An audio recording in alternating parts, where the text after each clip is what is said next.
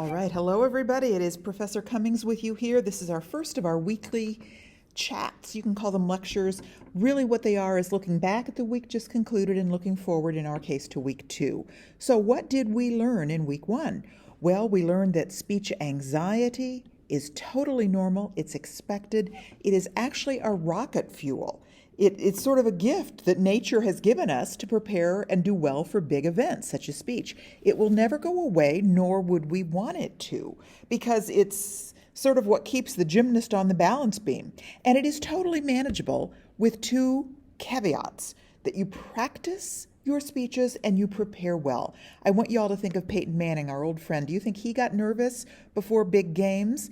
Well, I don't know if nervous is the word. Excited, for sure. You know he had tons of adrenaline. Was it the sort of adrenaline born of panic, like, oh my gosh, I'm so in such trouble here, I'm not prepared? Or is it the sort of adrenaline born of, I've got this, I've been preparing all week, let me at 'em? Well, you know, of course, it's the latter. That's what I want for us. Now, we might as well call this class Listening 101 rather than Speaking 101, because we'll be doing so much more listening in here than speaking. Think about it numerically. Literally, I did the math. Probably no more than 5% of the time will you be speaking in this class, with 95% of the time listening. So, everybody tells us, oh, you got to learn to listen better. Well, in this class, I'm going to give you the tools to learn how to do that. And spoiler alert, the trick is to learn to listen for certain things, such as the thesis and the research that the speaker cites to back up that thesis. Now, we also learned this past week that your live audience will supply you with all kinds of energy, with all kinds of support.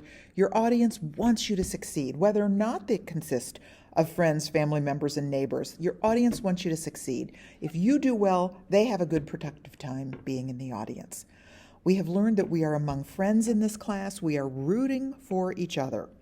And the last thing I think we learned is that outlines are the key to our structural success. A speech is like a house. You have to start with a sturdy, well-built foundation before you can go further with some of the pretty stuff. That foundation for us are these basic, simple outlines we will begin to work with. So you will learn that outlines are your best friends.